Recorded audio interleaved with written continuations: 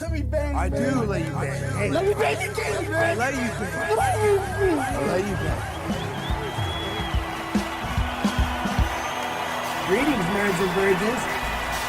Go for Jesus. No forget Jesus, people. Hey, I'm not surprised, motherfuckers.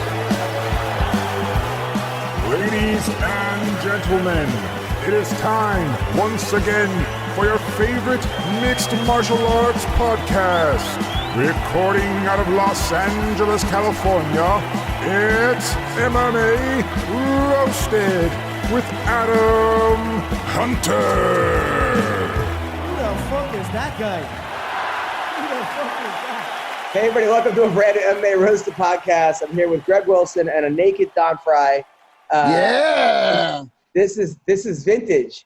This is, I don't know, is that Don Selleck? Is that Bert? Oh, God, what a man. Jesus Christ. Dude, that was actually Shirtless with the chain. That is Burt Reynolds, isn't it? That's not even I'm his pretty chest sure. hair. He actually shaved his mustache today. That's just the hair from his first mustache. And it already grew back. That's how much of a man this guy is. Jeez. It's going to be a great podcast, though. I guess Don's in Arizona getting some heat, right, Don? Can you even hear us? All right, thanks, Don. Okay, so Who are you talking to? who am I talking to? We're talking to the mustache. So Don, how are you, Don, man? can I tell you, I went back and watched UFC 9 to see you fight the other day, and I guess that was when headbutting was still allowed? Yep. Yeah. Because I saw you did, and I'm like, oh, fuck, I forgot headbutting was still allowed at that point. It just shows Everything was allowed then. It just shows you how much of a man he was, Greg, because I was coaching wrestling the other day, and one of the kids was like sitting down on the sidelines. I'm like, "Oh, are you okay? You hurt?" And he goes, "I have a low protein intake today. My protein levels are low today." and I was just like, It's like, is that your way of telling me you're gay, kid? Is that?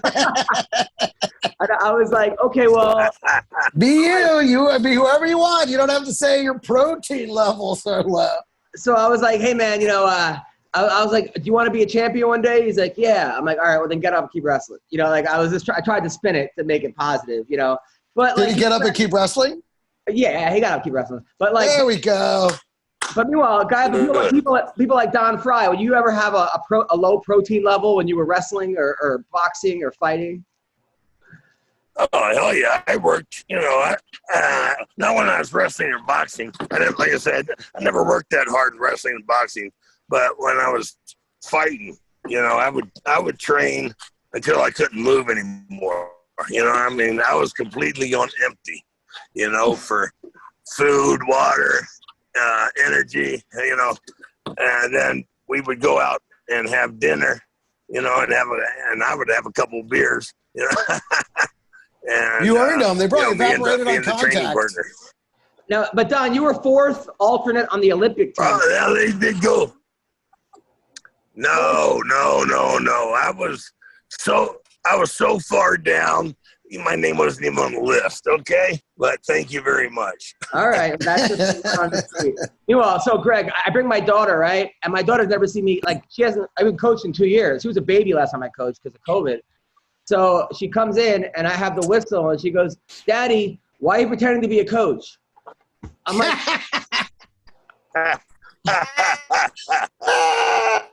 She knows you too well. I'm like, Same reason I pretend to have a podcast.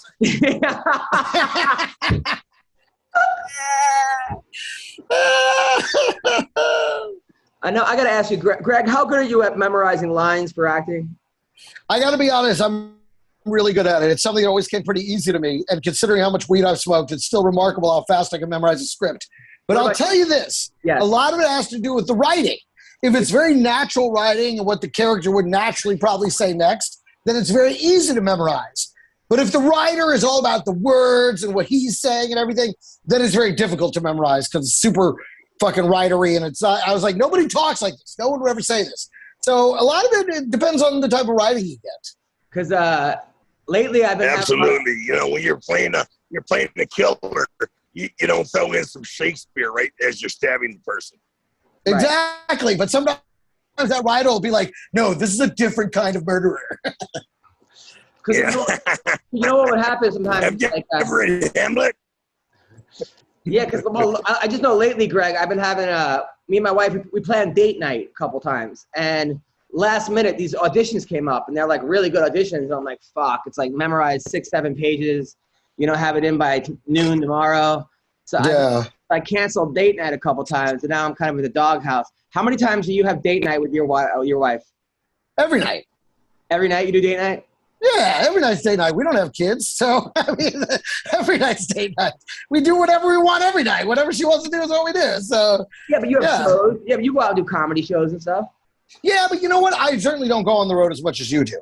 So I feel like it's not as much. It isn't quite the same. So you definitely gone more and have more obligation at home than I do. Summer and I, we're around each other all the time, so it's not like What about you, McCorlke? When you were married, or actually now with your fiance, you guys have a date night? Or you guys how often a week do you force her to be seen in public with you? Yeah, we typically don't go much of anywhere now that a mask or vaccine is required. But I did do an audition. I canceled a date night for an audition one time. And then later on, I saw the audition online. Apparently, there was no job, and the audition wasn't real. And it was a Dakota Cochran production. So I don't know. Oh, God. We're already with Dakota Cochran. That was a great joke if you guys didn't get it. I did. Now I got to look up Dakota Cochran. This is one of those moments where I'm glad I don't know, but I still need to find out. The fighter we were talking about who did gay porn. Oh, right. And you know how it's always like, there is no job. This isn't a real audition. But the girl's like, well, I guess I'll suck your dick for the job. I don't know. Don, when you were married, did you have date night a lot or no? No, never did. And that might have been part of the problem. She had date night with She had date night with other people.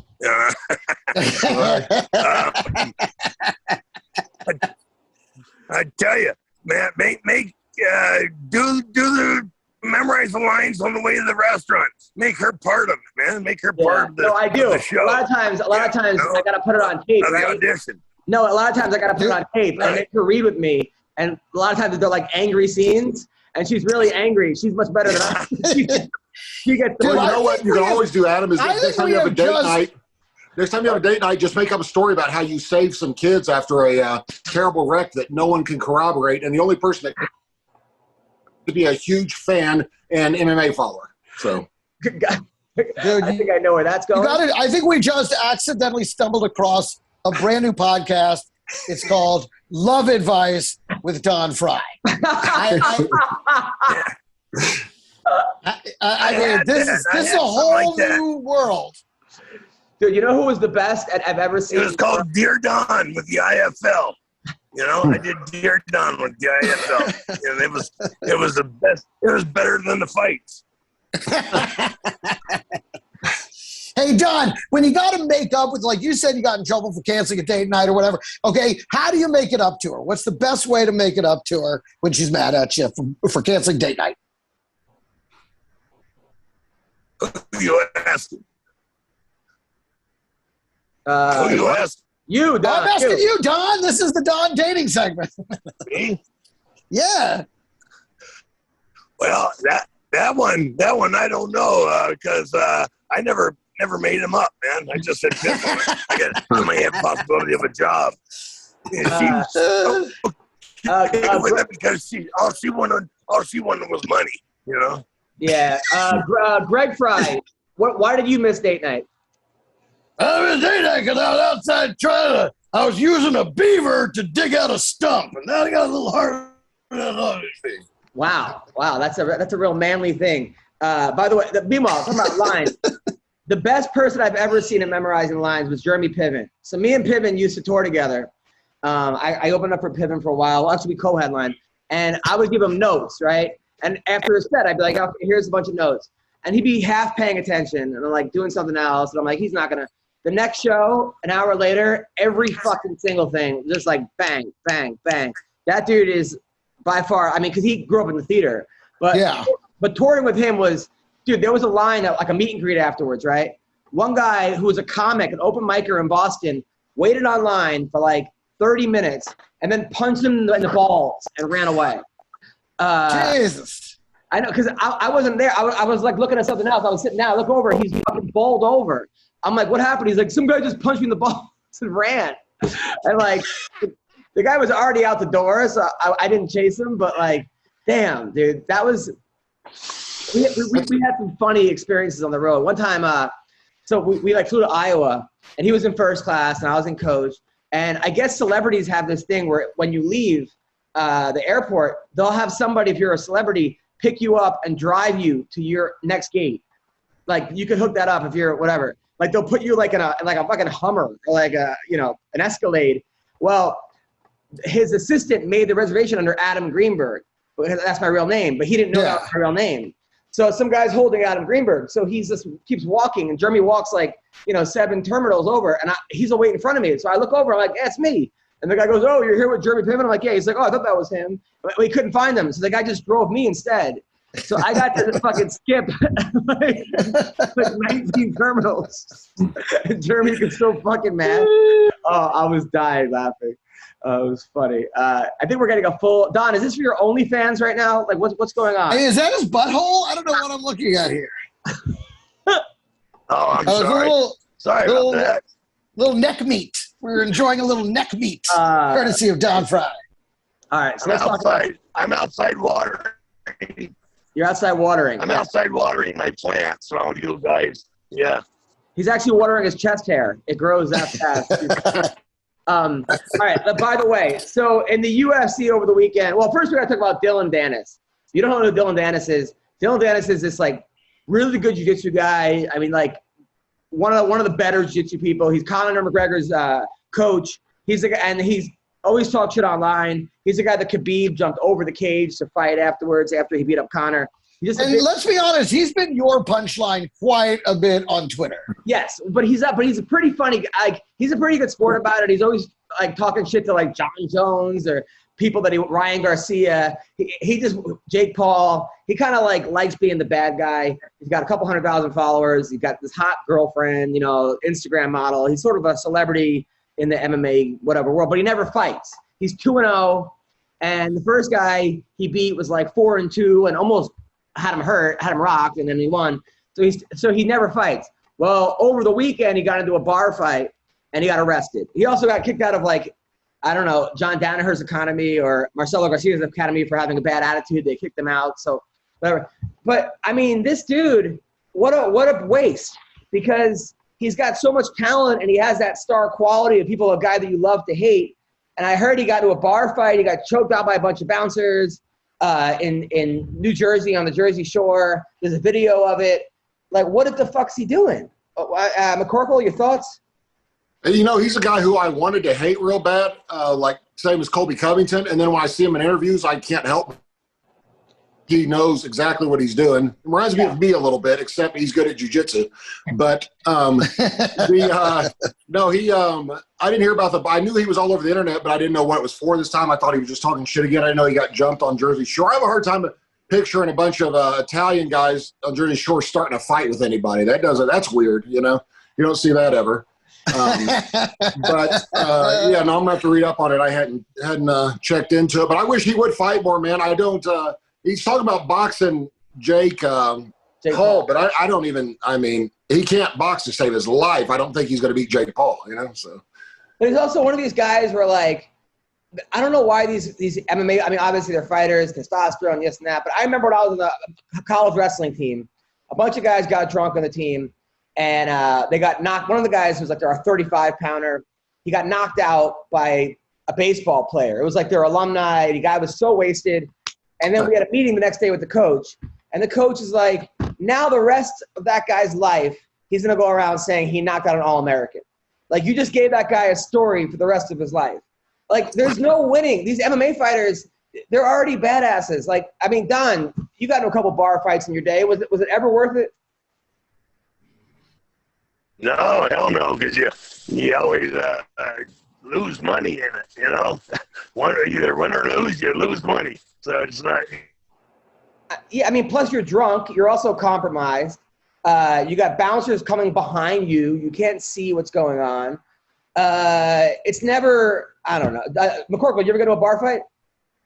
Yeah, I actually beat up a guy. I was probably 35 at the time, and that's when he called my Arab friend a terrorist. I may have told you that before. He called him a terrorist, and only I'm allowed to call my Arab friends terrorists, like no one else. That sounds right. And then he said something to me, and I ended up using a Carl Parisian judo toss, and he went like 12 feet through the air and hit a van that was parked, and then I tried to soccer kick him in the head. It was really bad. Then a cop tased him, but I just found out last night I was eating with my buddy that's a cop that knows the guy, and I said, hey, you remember that time I had to beat that guy? Because, yeah, my buddy got fired for that because he tased him and didn't charge me, even though I was not the aggressor, but I was the only one that physically hurt the other guy. And so, yeah, he goes, he ended up getting fired for that. Now he works at Best Buy or something. I don't know. So I felt a little bit bad about that. But he was doing it to help me out because he knew that I was friends with his buddy, so he didn't want me to get arrested or anything. And plus I had a flight to catch to Miami in 4 hours, so I didn't have time to get arrested and stuff like that. So, Greg, did you ever get into a bar fight? Nah, not really. I don't think anything beyond pushing and shoving. Yeah. I tried to get into a few. It just didn't happen. What about Hector Jr.? Hector Jr., you ever know a bar fight? I don't even try to get it. The bar, if I were me, the bar, it's on me. I just stand there, and then the next thing I know, he's trying to do it. I take him out. I'm not the sheep. Wow. I want to know how many hours a week Greg spends practicing that because it's getting scary good. It's getting really good. Greg is the most talented comedian ever. He's beyond funny. I don't know. I come on this show, and you know what it is? It's, we still have to worry about getting canceled on a certain level. So it's like I always feel like there's an edit button on. And then, they're so free, Don and McCorkle, and I'm just so jealous. I'm like, I want to say whatever I want. This is no I've fun been trying anymore. to get canceled for 10 years. I'm having no luck. I feel like you're the only one that doesn't know you've been canceled.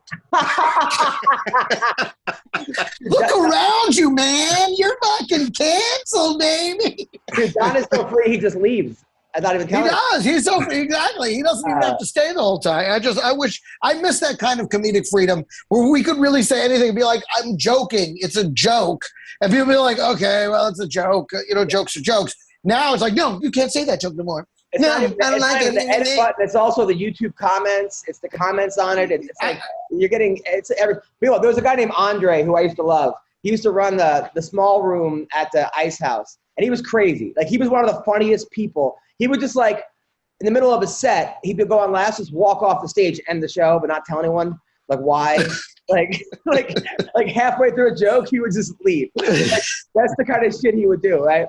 And one time there was these people were trying to I was like a lot of gang members in the crowd, and I offended them, and he was worried. I just came from New York. He was worried that I was gonna get into a fight, like I was gonna get jumped by the crowd afterward.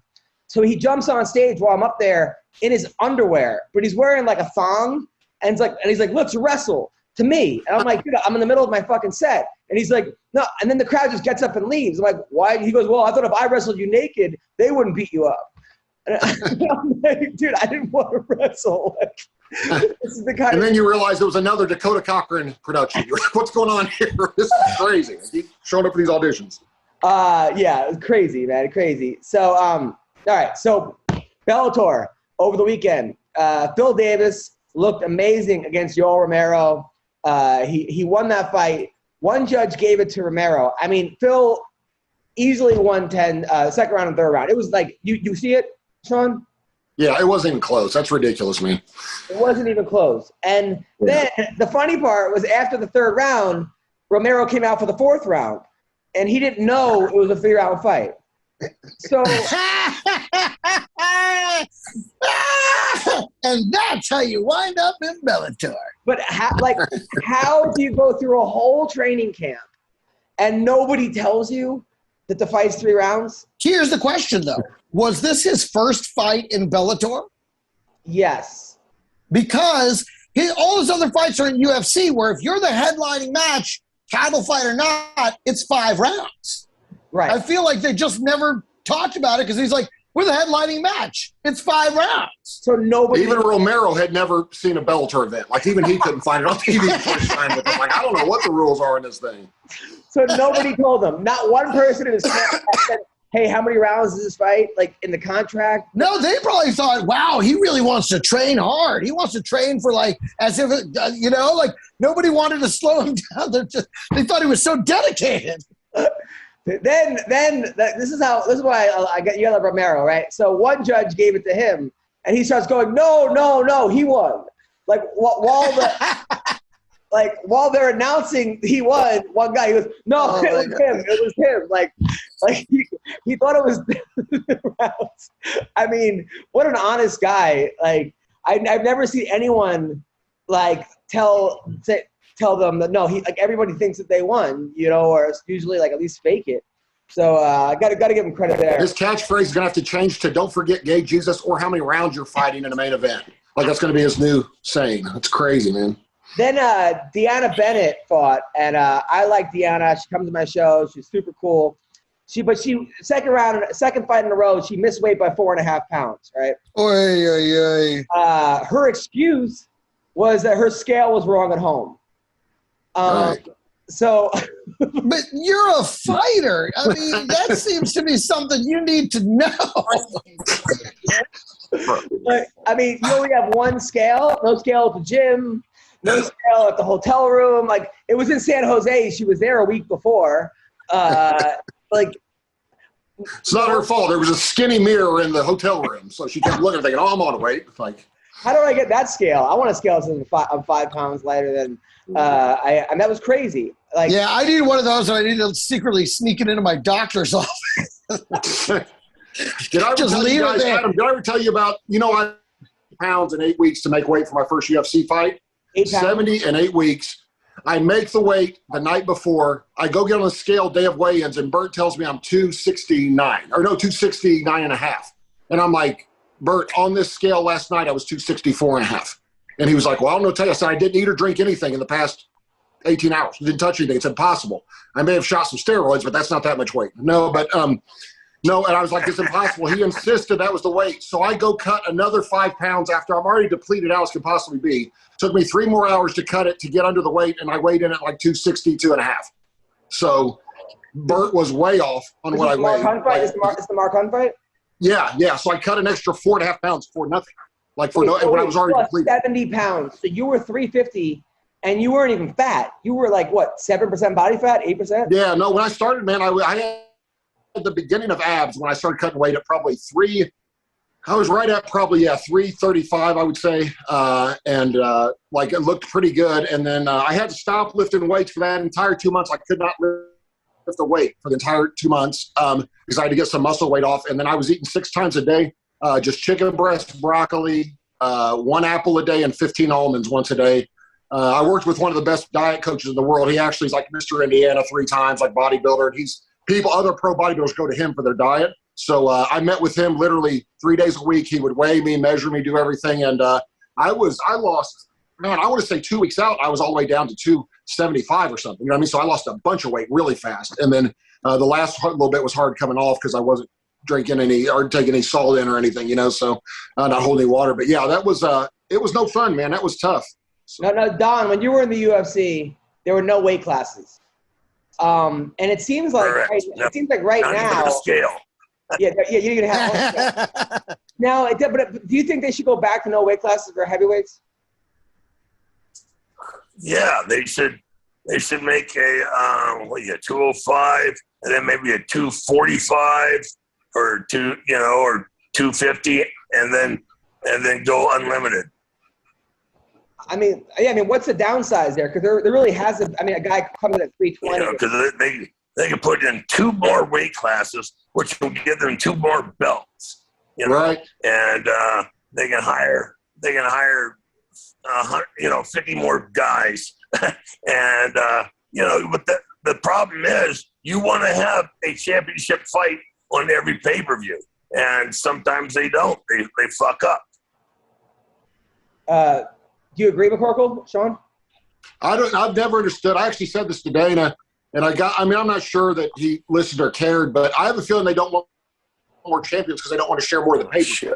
Exactly. You have so many people at 155 and 170. I don't know why they don't do a 165, move 170 up to 180, move 185 up to 195, move 205 up to 210, if that makes sense, and then anything over 210 is unlimited. So you're adding, like Don said, 2 weight classes, but you're giving 65, 155, 170 for guys that size, that's 15 pounds is a lot. If you did one right in the middle and moved it to say 175, 165, and let's say 180, not even 175, you could pull a lot of guys from 170 to that and 155 to that 165, and it wouldn't be so stacked all the time where a guy can win 10 fights and not get a title shot, like it's ridiculous. But I think it's exactly what you said. That's 2 more champions that are going to become famous, that they're going to have to pay more money. Meanwhile, they could just have them keep fighting for they make more money. But they make more money. I think that's what they want, though, is just to make more money. Sean, who's the biggest? Well, that's why I've always said this. People are all the time asking me, like, why does the UFC cut people so fast? I'm like, because there's so many guys willing to fight for almost nothing just to be in the UFC that if you put best against best against best all the time, you only have to pay one guy each weight class at the end of the day. You know what I mean? Like, it's always – you've got 3 contenders coming up, make all 3 of them fight each other in a round robin. That way they lose and you've got the negotiating power, and then only one guy comes out unbeaten. And that's why they don't build people. It's crazy. They don't build people up. They don't anything. It's, this guy's 3-0 on the UFC, this guy's 3-0 on the UFC, let's have them fight each other. Then whoever wins that fights a 4-0 guy in the UFC. You know what I mean? It just constantly, if they keep everyone losing and keep cutting everybody and recycling new guys in, you got a 90% of your roster at 10-10, So. Who's the biggest guy you ever trained with, Sean?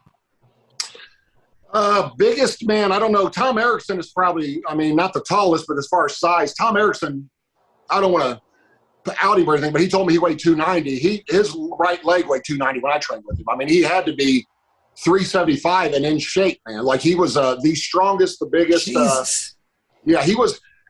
People think it's a joke. Tom Erickson beat up me and Matt Mitrione at the same time. Like, we tried to jump him one day to get him off his feet. He grabbed me and threw me, suplexed me like 17 feet across the mat, and Matt tried to run, and he chased Matt down. An NFL defensive lineman. He chased him down, caught him, pulled him to the ground, was beating the shit out of him. But it was we both, because neither of us can have any hope of taking him down. And I told Mitrione one day, I said, I wonder if me and you could take him down together. And he goes, well, get a hold of him and we'll try to do it. Like, next time he's showing us something, like rolling a little bit. So we start standing up, and I get an underhook, and I try to do something, and Matt jumps in. And before you knew it, I got suplexed, and Matt was getting ragdolled. It was unbelievable. People never believe that. One of my dream fights is Tom versus Don Frye. A prime Don. The 2 manliest men in the history of. I'll tell you what happened almost every day when I was over there at Oklahoma State. Tom Erickson would dribble my head off of the side of the wall. Really? Yeah. I'll never forget, man.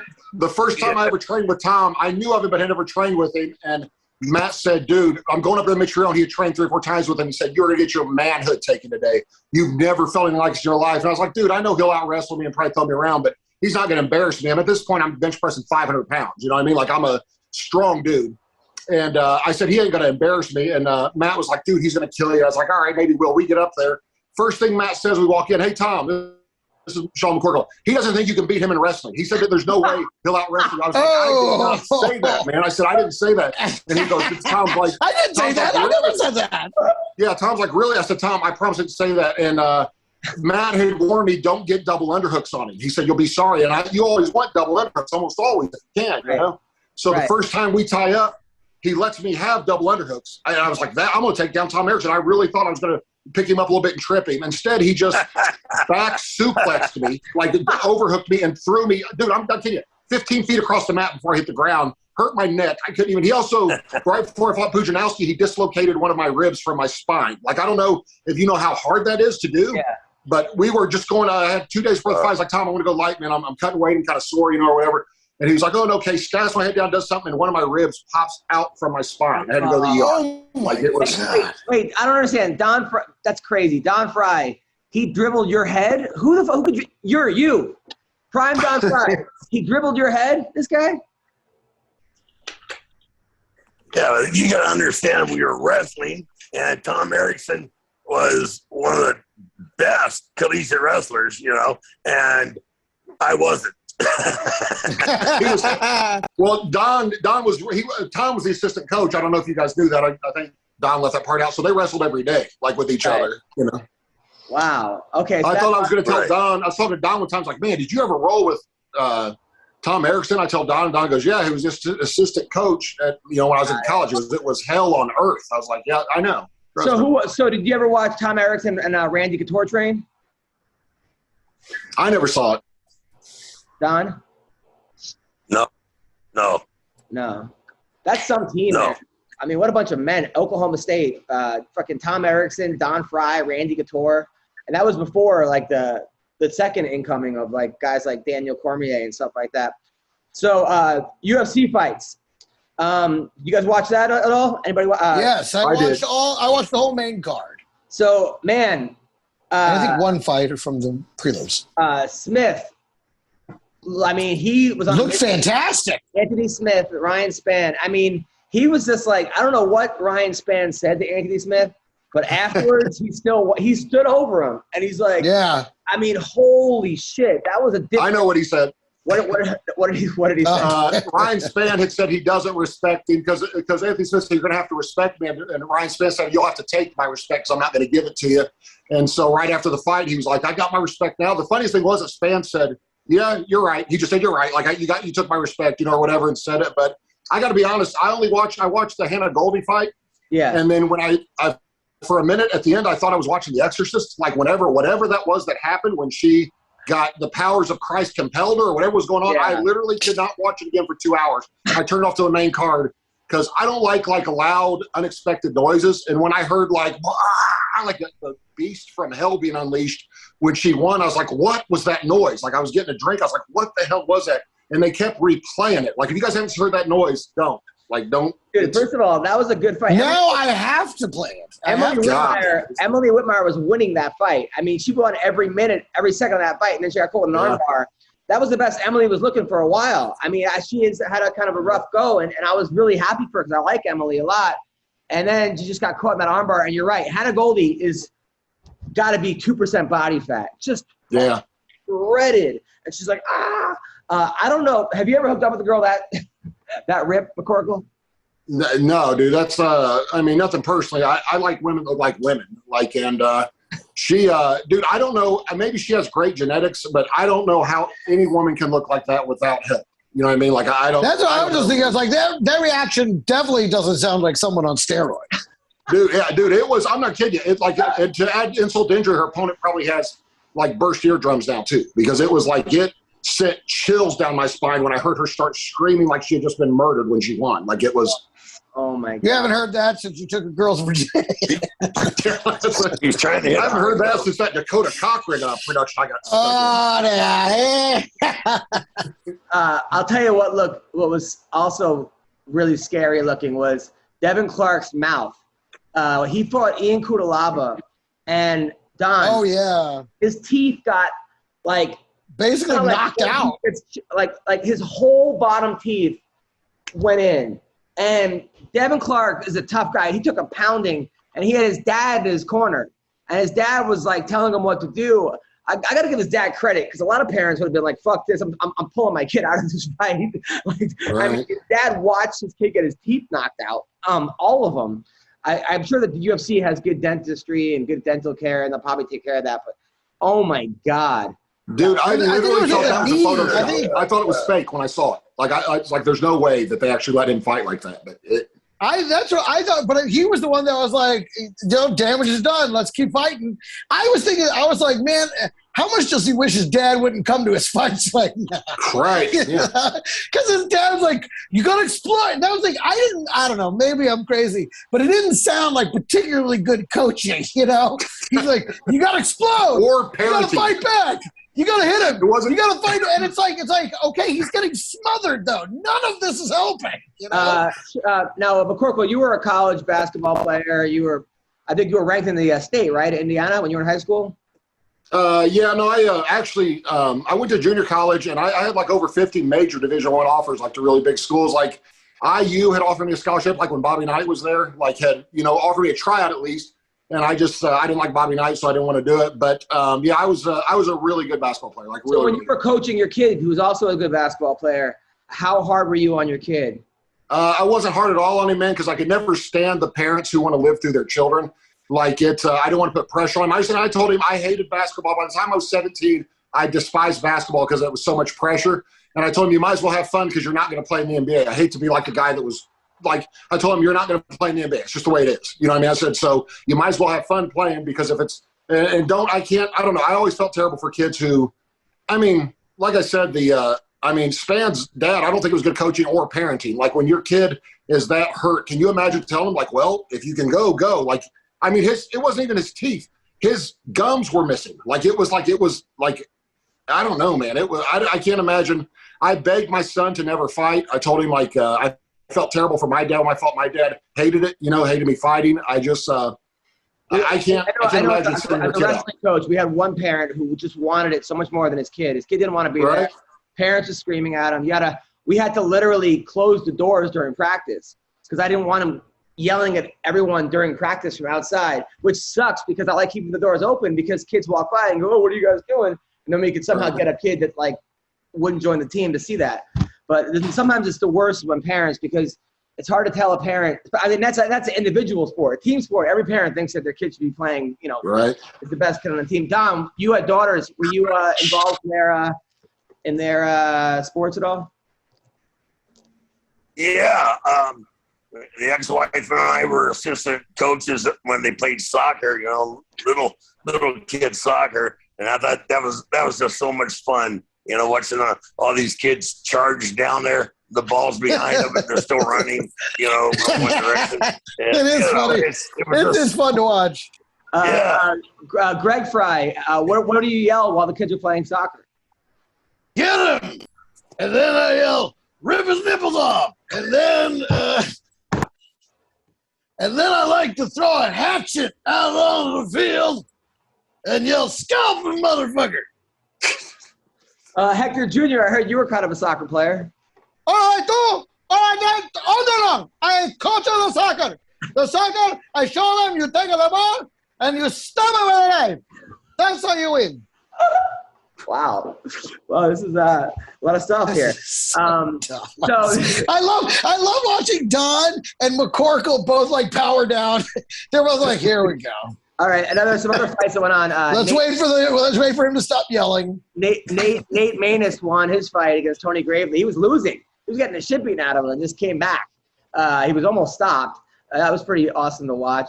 Joaquin Buckley fought a guy that was like 3 inches taller than him, maybe 4 inches. It looked like different weight classes. Yeah, he looked so much bigger than him. But then he finally caught him in the third, and then in his speech, Don, he goes, Dana White, we got to have a sit down. like,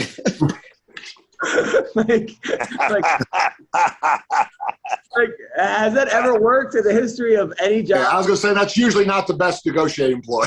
I was going to say that's not what they meant by "do you want to call someone out?" Do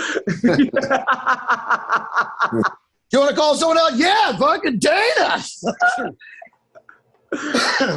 And then Montel Jackson against JP Buys. This dude, JP, he got dropped, 6 times during the fight? And he was but he kept going, but he lost. But, oh, my God. There was a couple other really good fights. This week, though, this Saturday night is the return of Nick Diaz, one of my favorite fighters against Robbie Lawler. I can't wait for this fight. I think this is a very winnable fight for Nick. I think it's actually the perfect fight for Nick because it's a big name, and it's a guy, Robbie, who looks like he's not the same Robbie Lawler, even close, than he used to be. And Nick Diaz, we don't know what he has left, but he hasn't taken that much damage lately because he hasn't fought in, 5 years. I think Nick Diaz all the way. McCorkle. I say the same thing, man. I think if it was Robbie Lawler from 5 years ago, we might be, talking a different story. But if you look at Nick Diaz, when he loses, it's typically by decision to someone who out-wrestles him, like a really good wrestler like GSP or somebody like that. But I don't think Robbie's going to – I mean, maybe he could out-wrestle him, but probably not now. It is, as old as he is. And I think it'll probably I think Diaz will probably knock him out again, man, if I had to guess. Like Nick stays training and stays an amazing champion. He's doing triathlons on a regular basis. So I did see one of his on the Countdown show. It was so funny because Nick has matured so much in the past, 5-7 years or whatever. It was funny because he goes he was like talking, it cracked me up because he said something like, yeah, I'm not very good at talking.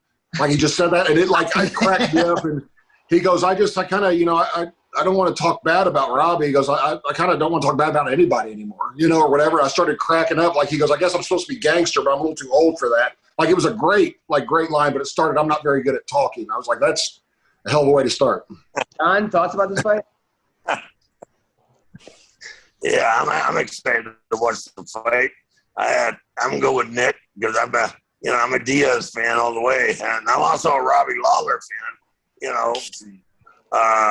Like you said, from 5 years ago. I mean, he was amazing 5 years ago. Everything he was doing, and if he still has half that talent and ability, fuck him, what the hell? Yeah, no, we can still hear you, buddy. You're here. All right, Greg. I gotta find a cord. I gotta find a damn cord to charge my phone, peeps. Greg, It just quit. I figured Don was plugging a leg wound or something. Like, wait a minute, I got to patch this leg wound. Yeah.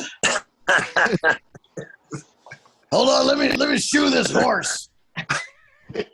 Greg, right, Greg? I think it's going to be a beautiful slugfest. I think but the question is, I'm afraid that Nick Diaz won't want it to end soon, and he'll let it keep going instead of just knocking Lawler out and give Lawler a shot to take him to a decision, possibly, wrestle him a little bit and maybe win a decision. So if it ends, or if Nick wins, I think he probably knocks him out pretty early, like probably first round. But if it keeps going because he wants it, the only reason I think it'll keep going is because he enjoys the fight and he keeps it going, and that might open the door for Lawler to win it. It is 5 rounds, right?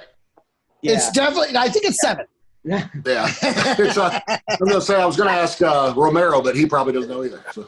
Yeah. First time I met Nick, I was at a club, and Nate and Nick were standing there like this, like 2 pit bulls, just mad dogging everybody. And I had made a bunch of jokes about them, so I was trying to avoid eye contact.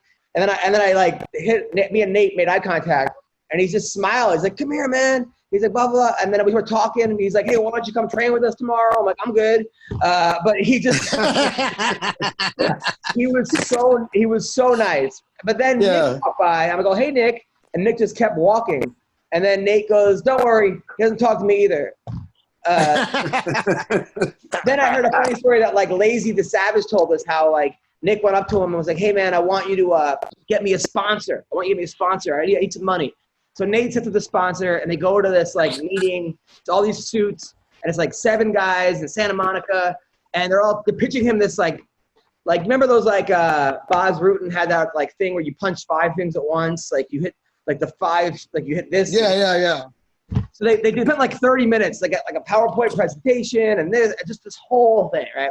At the end, they go, "Nick, what do you think?" And he goes, "Honestly, this is the dumbest shit I've ever seen in my life." He goes, "Nobody would fucking buy this. If people buy it, it's because they hate me."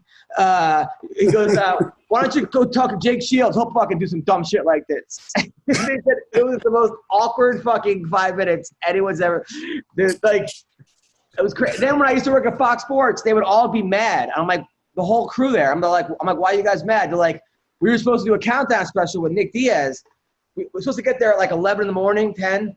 He doesn't show up the whole day." So they're at the gym waiting for him. And Nate walks by like 7 times. Like, if you see Nick, he's like, "I don't know where the fuck he is." And he just never showed up. So the whole crew went to Stockton for like 3 days.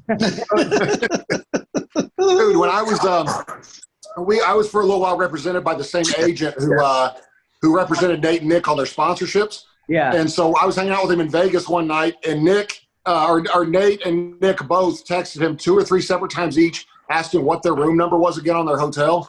He's like, "Dude, what room number are we?" He's like, 260. And then like 15 minutes later, he goes, "Hey, what room number was?" He was like, 260. Like, it was right above the 10.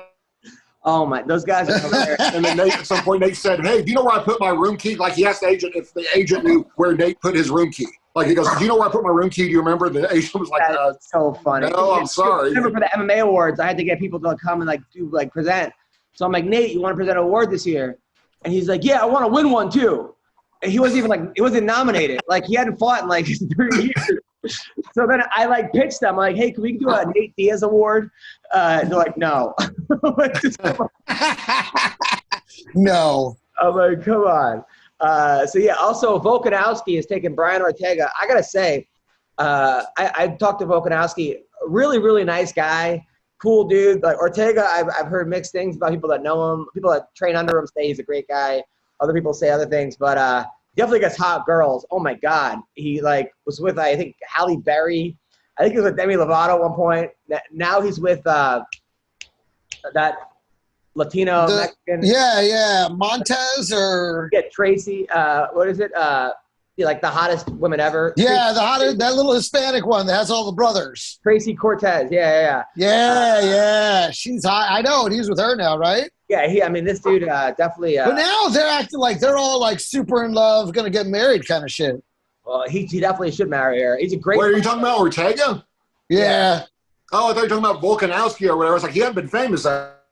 That's really weird, but. Ortega didn't come across very well on the reality show either. That could be edited, whatever. But I hope Volkanovski wins this fight. And I think he's gonna win. Who do you think is gonna win, Greg? I really don't know. I mean, Ortega's the number 2 ranked guy, but I don't see him really being that close to Volkanovski. I really think I don't know. To me, that ranking surprises me. I don't think it's going to be that close. Sean? I would say I'm going Ortega, man. I think the beating he took, it sounds crazy, but the beating he took, it wasn't Max Holloway that beat him like worse than anyone's ever been beat in the history of a fight. The fact that he wouldn't quit and just kept taking those shots, like really impressed me, man. Like it actually raised his stock in my mind, as weird as that is, that he wouldn't. I mean, anybody else, not Don Frye, but almost anyone else would have quit under the circumstances. When Ortega's on, he's really, really good, man. So it just depends on which version shows up, like a lot of guys. And Don? Did he get beat up worse than I did against Coleman? Yeah, even worse than that. No way. Coleman beat me like a redhead stepchild, man. I tell you, like I owed him money. You know? But I tell you, I'm gonna go with Brian Ortega. One time I saw Ortega. I tell you, like I saw him at a fight one time. I was walking to the arena and I go, "Oh, this shit is Brian Ortega," and I almost bumped into somebody. Somebody went like this, like don't watch where you're going, asshole. And I was like, "Oh, sorry." And then Ortega had like a laugh. Like I feel like the biggest nerd. Like I was like the loser that you are dropped his lunch in front of the whole. Yeah, I am exactly. I was gonna say I feel like I just switched to Ortega. I mean, the 2 experienced fighters both took Ortega, and here I am saying I don't think it's gonna be very close. I think it's Volkanovski. I'm like, I think maybe I'm wrong here. I think I want to switch my vote. He's really good. Based on the fact that I embarrassed myself and bumped into somebody, and they both laughed at me. So Lauren Murphy versus Chemchenko. Everyone in the world's picking Chemchenko. My heart. She's minus 1250. I'm going for Lauren Murphy. Lauren's going to win. She's going to shock the world. Lauren's going to shock the world. This girl's been through it. She was a former heroin addict.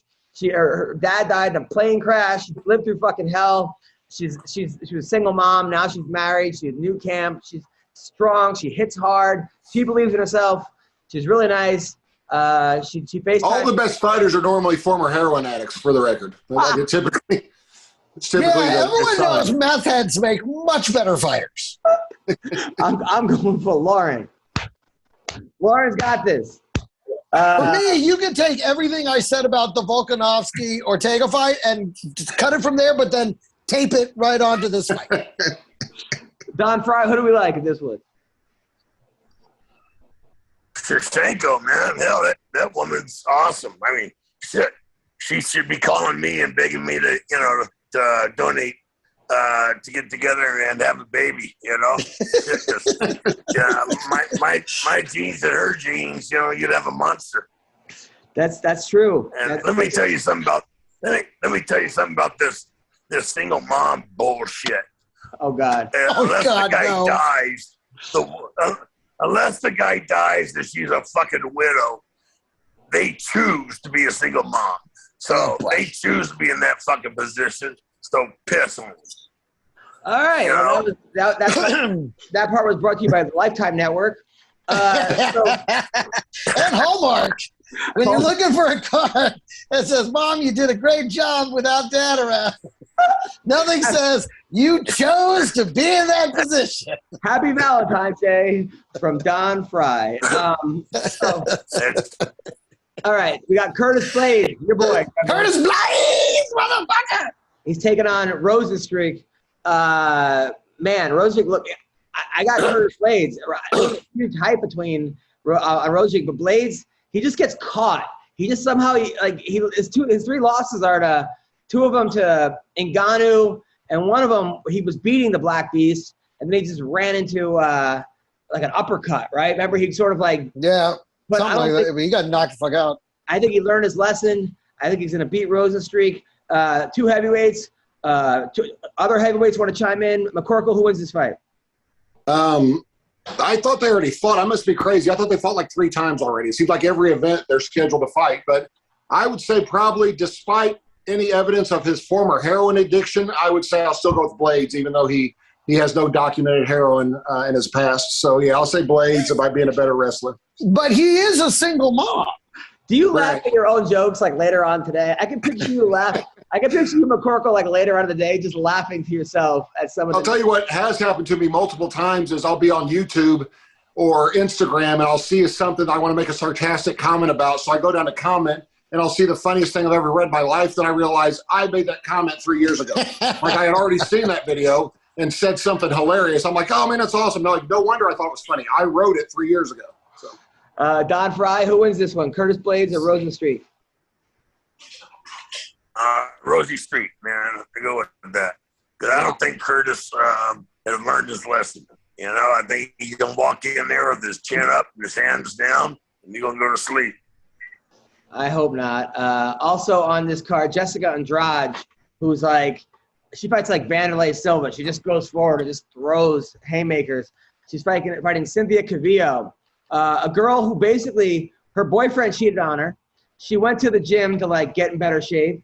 And now 7 years later, she's like number 6 in the world. This girl's okay, can I tell you, I feel like that backstory has applied to like 9 different female fighters. It seems like every time we preview one of these fights, like, you know, her boyfriend cheated on her. She was, and then she went into the gym to get, I guess, a revenge body. And it's like, how, I tell you what, these guys keep cheating because you're creating great fighters. Yeah, he's not cheating. He's motivating you. He's inspiring you. He's basically your coach. Next time, if I ever cheat on someone, I'll be like, babe, how do you ever expect to become an MMA fighter if I don't cheat on you? I'm hearing Don tell it. Maybe that's why Don was such a great fighter. Exactly. His ex-wife was cheating on him. Yeah. Meanwhile, Don said your ex. Yeah, well, I was out of town making money. But what kind of a maniac would cheat on Don Frye's wife? I mean, you got to be the kind that doesn't know she's married to Don Frye. I doubt she opens with that. Hey, so I'm married to this world-class fighter. Would you like no? She would go around saying she was married to Greg Frye, and there was no fear exactly, and they'd be like, "Oh, that motherfucker." Wait, so Don, let's go. What, Don? What were you saying? The kind of guy who moves 100 miles away, and then when you knock on his door and ask him if he's there, he goes, his eyes get like this big, and he slams the door, locks the door, and then falls down, trying to get away from it. And then starts screaming like a woman. And then calls, at least that's what Don told the police. He fell down. I was going to say, this is a very specific reference. All right. Okay, Don. So, Don, you found the guy that was cheating. You drove 100 miles, went to his door, and then he just fell down? No, he went, slammed the door, lock here, slam, click, and then thud. Yeah. And then what did you do? I start banging on the door. Are you all right? Are you all right? Go away. Don wiped the blood off his knuckles and came up with that story is what happened. This story has a little hole. I mean, you drove 100 miles, then you said, are you all right? I mean, did you knock him out and then say that he fell down on his own? No, I never touched him. I never touched the little tranny. So, never touched. Wait, it was Greg? In my defense, I didn't know he was going to come 100 miles to see me. I thought I would totally I thought that was plenty of distance. Wait, the guy was a transgender? No, he looks like one. He wears skinny jeans and has curly long hair, you know, plays the guitar. And I told my ex-wife, I said, you fucking think he wrote that song for you? It's on YouTube. I can't believe those she fell trannies for that the play ponytail guitar guy. A tranny guitar player. Don Frye drove 100 miles to see him. Wait, how did you find out his YouTube page? Like, did you listen to his music? No. That was the settlement. That was the settlement. She was like, here, just take a demo CD. Wait, tell me, Don, what happened? Nothing happened because he started screaming, I'm calling the police. I just knocked on your door. Yeah. This is I wanted to thank you for getting that whore out of my life before she brought home more diseases. Got it. Well, I'm sure Don wanted to thank him real good. I like how Don leads with, he's one of these trannies, he's got a guitar. Like, that's the first thing. That's what I think. When I think of trannies, I think, they always have the guitar, the curly hair, the skinny jeans. Oh my God. Yeah. Oh. I really wish that someone could animate this. It would be a great cartoon. The guy's playing the guitar, and then Frye comes, and then he falls down. All right. Well, listen. I think that's our podcast. I don't know if we're gonna beat that. Greg, what do you have coming up? Jeez, I don't know, man. I think no. This Saturday, I'll be doing a Supernova in Hollywood, which is one of the hottest shows in LA right now. I'm excited. You've done it a couple times too, right, Adam? Yes. So I'm doing that on Saturday. I'll also be at the Ha. So I'm in town this weekend on Saturday. I'll be doing those shows. And then coming up in October, I'm going to be doing October 9 and 10. I'll be doing the Laughs Unlimited in beautiful Sacramento, California. One of my favorite clubs. Great club, great owner. Jenny's super awesome. So come on out and catch a show in Sacramento, October 9, 10. And Sean, what about you? Man, I'm still looking for a cure for my back. I think some people have said, since it's so hard to get pain pills anymore at pain management clinics, I should just try heroin because it's like real easy to get. And I was like thinking about it, man. But, the downside is I might overdose. The upside is even if it doesn't help my back, I probably have a championship run in my future for fighting. Thank you, Sean. At least you're not fixated. And then Don, what do you have coming up? I'll tell you what, one of you people give me a call and I'll tell you about the other three guys I talked to over the situation. That was fun. On a brand new Dating with Don Frye. Yeah.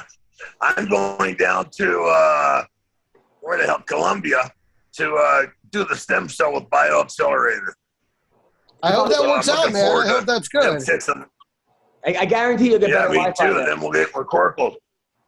Yeah, I was trying to get on that trip, and I can't get a call back. So apparently, I'm not famous enough. So I don't know. No, that guy doesn't call anybody back. I don't think it's happening. I'm going by myself. How are you? Okay. Good for you, brother. Get going. Get it done. What can go wrong? This Friday night at 12:30. I'll be at the Dirty at 12:30 at the South Point Casino. Just when you forget how Jewish Adam is. October 7th, I'm doing a show for Fight Pass. I'm hosting a show with MMA fighters doing stand-up comedy. Love to have you guys on a future one if you want. McCorlke and Don Frye. We have Chael Sonnen, Henry Cejudo, and Dean Thomas on the first one. That looks cool, man. That looks like it's going to be a lot of fun. And then congrats to this Thursday night. Kevin Randleman is making the UFC Hall of Fame. Kevin Randleman, UFC Hall of Fame. Congrats to the monster. He deserves it. Kevin was the most athletic person to be in the UFC, period. Yeah, wow. And a nice guy, really sweet guy. Really, really good guy. Yeah. So thank you guys, and I'll see you guys next week. See you, man. All right. Peace out, guys.